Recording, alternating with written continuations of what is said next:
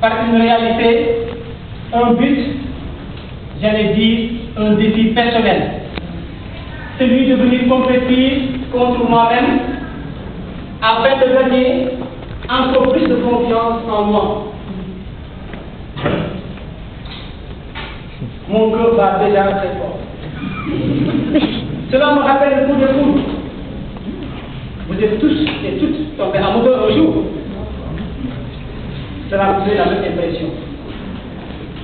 C'est normal, c'est naturel et c'est beau. Mais pourquoi mon cœur bat-il si fort ce matin? Avant de répondre à cette interrogation, permettez-moi de vous poser juste deux questions. Si l'on vous disait qu'il vous reste un jour pour vivre, quel serait votre plus grand regret? Si vous deviez apporter un changement dans votre communauté, ce serait dans quel domaine? En résumé, pour quelle cause vivez-vous? Chers amis, si mon cœur bat, c'est parce que la jeune femme a soumis ce thème-ci engagé. Soyons le changement. J'ai saisi ici l'occasion pour remercier celles et ceux qui ont contribué à rendre ces journées possibles. Vous êtes dans le savoir en train d'apporter une transformation positive dans ma vie et dans celle de beaucoup de jeunes d'ici et d'ailleurs. Aujourd'hui, je compte sur vous pour m'aider à délivrer ce message que je porte comme une grossesse à terre. Veuillez accepter d'être les honneurs de la femme des infirmiers pour m'assister tout au long de mon accouchement verbal. Beaucoup d'experts, spécialistes en démographie, ont tenté à tort ou à raison de distinguer les femmes de ce monde en les classant, certains selon leur race, religion, d'autres selon leur classe sociale, lieu géographique. Classement que je respecte, je laisse. Vous aussi avez certainement votre façon de les classer. Pour ma part, il existe deux types d'individus. Ceux qui cherchent éperdument des moyens pour vivre et ceux qui cherchent inlassablement des raisons de vivre.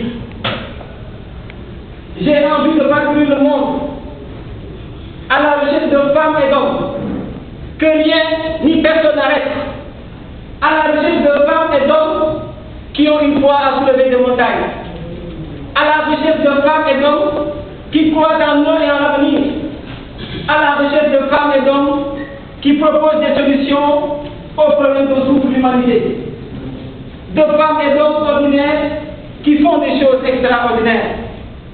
Pour leur dire, yes, we can. Pour leur dire, je suis parce que nous sommes. Pour leur dire, nos vies sont individuelles, mais nos destins sont partagés.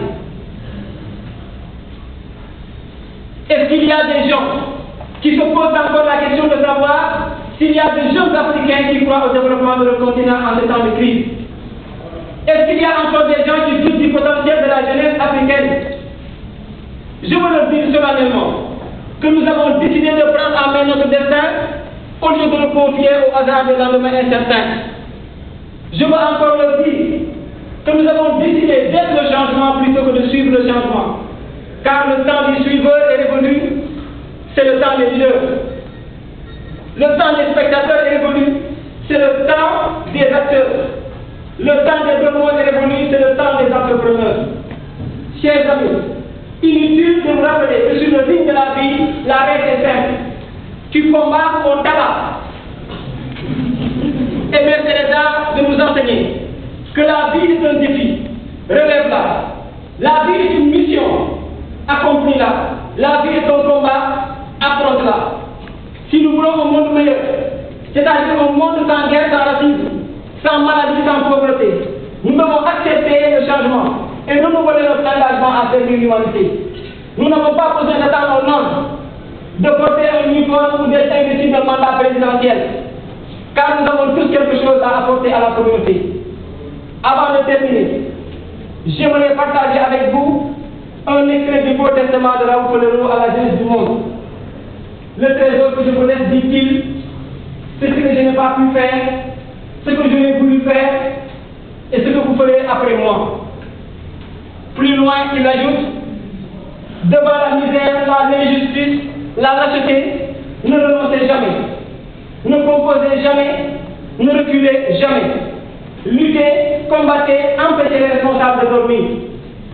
L'essentiel, ce n'est pas ce qu'on récolte, mais ce qu'on sème. L'essentiel, ce n'est pas ce qu'on est, mais ce qu'on offre. Chers amis, s'il est vrai que la personne humaine est la plus précieuse des richesses et que servir l'humanité constitue l'œuvre la plus noble d'une vie, alors, soyons le changement que nous voulons voir dans le monde. Ma devise de vie est la suivante. Dans l'obscurité, rien ne sert de crier. Il faut allumer une lampe. C'est quand chacune et chacun de nous allumera une lampe au quotidien, dans son quotidien et dans son milieu de vie, que le changement adviendra. Ensemble, rendons le changement contagieux. Organisons l'épidémie du changement et qu'elle contamine le monde. Je vous remercie.